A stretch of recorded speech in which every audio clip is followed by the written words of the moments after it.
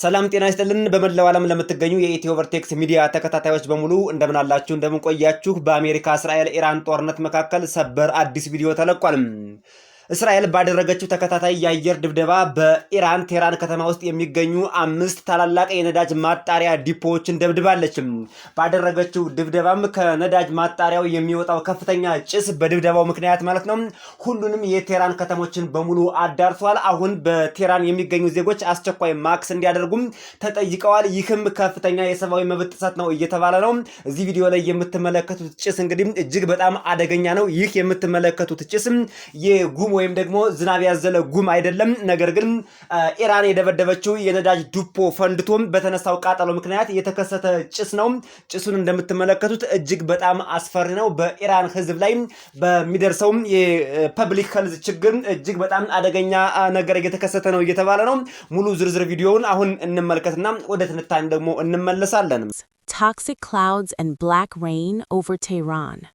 Tehran, Iran, March 8, 2026. A major environmental and public health crisis is unfolding in the Iranian capital following a series of overnight airstrikes targeting the country's oil infrastructure. As the sun rose over Tehran this morning, residents describe a city plunged into an unnatural darkness. Thick, oily smoke from burning refineries has blotted out the sky, forcing drivers to use headlights in the middle of the day. The impact of the strikes. According to state media, at least 5 oil facilities were hit, including the major Tehran refinery and the Shahran oil depot. The strikes have claimed the lives of at least 4 workers and caused massive fires that sent pillars of black smoke thousands of feet into the air. Black rain and chemical hazards. The situation took a turn for the worse this morning when rain began to fall through the smoke plumes. Witnesses report a phenomenon known as black rain, precipitation saturated with soot and unburned oil that is staining buildings and vehicles. The Iranian Red Crescent has issued an urgent warning, stating that these clouds are laden with toxic nitrogen oxides and sulfur compounds. They describe the current rainfall as highly acidic and extremely dangerous. Public health emergency. Health authorities have declared a state of emergency for the metropolitan area, issuing the following directives. Stay indoors. All residents are urged to remain inside with windows and doors tightly sealed. Avoid contact. Do not touch the rainwater. If skin contact occurs, wash immediately with cold water and seek medical attention if irritation develops. High-risk groups. Children, the elderly, and those with respiratory conditions are at extreme risk of lung damage from the toxic fumes.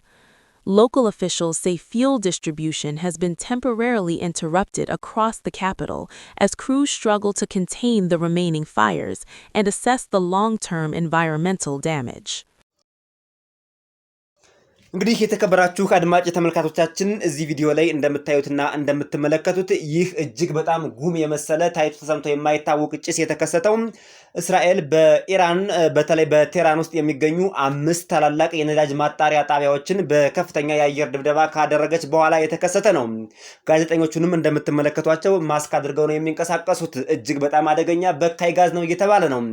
የቴህራን ህዝብ በኢራን ውስጥ የምትገኘው ዋና ከተማዋ ቴህራን ውስጥ የሚገኙ ህዝቦች ማለት ነው ከፍተኛ የሆነ ፐብሊክ ሄልዝ ኮንሰርን አጋጥሟቸዋል ነው የተባለው ይህ በካይ ጋዝ እንግዲህ በትውልድ ኢራናውያን ላይ ሊያስከትለው የሚችለው የጤና ቀውስ በጣም ከፍተኛ ነው ተብሏል ይህም እስራኤል በኢራን ላይ የፈጸመችው ጥቃት እስካሁን ከፈጸመችው ጥቃት በሙሉ ይሄኛው እጅግ በጣም አደገኛ ነው እየተባለ ነው በዚህ ጦርነት እንግዲህ አሜሪካ እስራኤልና ኢራን ብቻ አይደለም እየተጎዱ የሚገኙት ዓለም በሙሉ እየተጎዳ ነው የዓለም ኢኮኖሚ እየደቀቀ ነው በአንድም በሌላ መልኩ የዓለም ኢኮኖሚ እዚህ በአሜሪካ በእስራኤልና በኢራን ጦርነት ምክንያት በዚህ ጦርነት መካከል እየደቀቀና እንደ አፈር እየፈሰሰ ይገኛል። የዓለም ኢኮኖሚ የነዳጅ ዋጋ አሁን በተለያዩ የዓለም ሀገራት በከፍተኛ ሁኔታ ጨምሯል። እንደምትመለከቱት ይህ በካይ ጋዝ የኢራንን የአየር ንብረት ብቻ አይደለም የሚበክለው። የዓለም የአየር ንብረት በዚህ ከፍተኛ ቃጠሎና ፍንዳታ የተነሳ የዓለም የአየር ንብረት ለውጥ እንደሚከሰት ምንም አያጠያይቅም። በየቀኑ አሜሪካ፣ እስራኤልና ኢራን የሚያስወነጭፏቸው ሚሳኤሎች ጤነኛ እንዳይመስሏችሁ በውስጡ እጅግ በጣም በካይ የሆነ ጋዝን ይዘዋል። በተለይ ኢራን በቅርቡ ወደ እስራኤል ያስወነጨፈችው ክላስተር ሚሳኤል ለረጅም ጊዜ የሚቆይና በእስራኤላውያን ዘንድ ከፍተኛ ጉዳት የሚያደርስ ነው ተብሏል። ፍንጣሪዎቹም ወደ ተለያዩ የእስራኤል ከተሞች ከተሰራጩ በኋላ ህፃናት ከ1 ዓመት ከ2 ዓመት በኋላ እነዚህን ፍንጣሪዎች ሲነኳቸው የመፈንዳት አቅም አላቸው ነው የተባለው። ስለዚህ የእስራኤል ትውልድ ከዘመናት በኋላም ቢሆን በእነዚህም እጅግ በጣም አደገኛ በሆኑ ክላስተር ሚሳኤሎች የመጥፋት ድሉ ከፍተኛ ነው የተባለው። አሁን ደግሞ እስራኤል በኢራን ላይ ባደረገችው የአየር ድብደባ እንደምትመለከቱት ይህ በካይ ጋዝ አብዛኛውን የኢራን ህዝብ ለከፍተኛ የጤና ችግር ብሎም ለሞት እንደሚዳርገው ዓለም በሙሉ እየተናገረ ይገኛል። እነዚህን የጠገቡ ሀገራት ህግ ባይ የላቸውም፣ ገላጋይም የላቸውም፣ አስታራቂም የላቸውም። ሀያላን ናቸው። አሜሪካ፣ እስራኤልና ኢራን በኃይላቸው በጉልበታቸው የሚመኩ ናቸው። ይሄው ችግራቸውና መዘዛቸው ግን ለዓለም ሁሉ እየተረፈ ነው። በየቀኑ የሚወድመውን ህዝብ ተመልከቱት። በየቀኑ የሚጠፋውን ንብረትም ተመልከቱት። ህግ ባይም አስታራቂም የሌላቸው ሀገራት ጦርነቱን ቀጥለውታል። ጦርነቱ መቼ እንደሚያልቅም አይታወቅም። ፕሬዚዳንት ትራምፕ እንደተናገሩትና እንዳስታወቁት ጦርነቱ 6 ሳምንት ምናልባትም ከዛ በላይ ሊፈጅ ይችላል ብቻ አላውቅም ብለዋል ፕሬዚዳንቱ።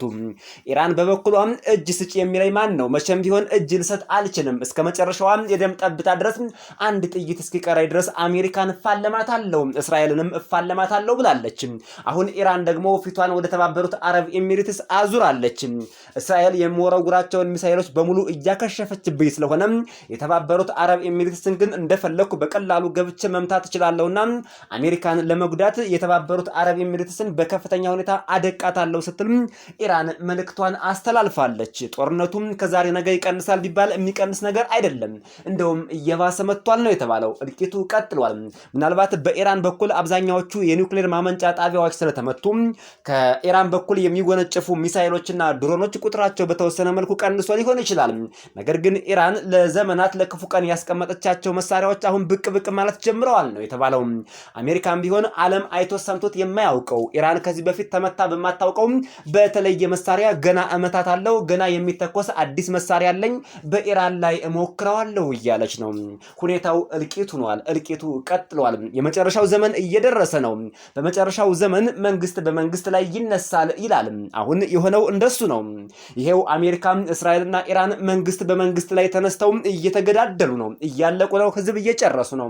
ዩክሬንና ሩሲያም እንደዛው ነው። ሌሎችም ሀገሮች ጋር ቢሆን ጦርነቱ ቀጥሏል። መንግስት በመንግስት ላይ ይነሳል። በመጨረሻው ዘመን ማለት ይሄ ነው። በአይናችን እያየነው ነው። በገሃድ የሚታይ ነገር ነው።